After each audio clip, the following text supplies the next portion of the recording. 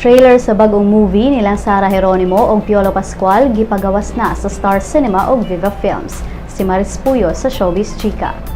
Showing na karong July 1, Wednesday ang movie nilang Piolo Pascual ug Sara Geronimo, ang The Breakup Playlist. Produced by Star Cinema and Viva Films, ang The Breakup Playlist magtuyok sa istorya sa rakistang si Gino ug law student and aspiring singer nga si Trixie. Si Gino ang karakter nga gidala ni Pascual, samtang si Trixie ang karakter ni Geronimo.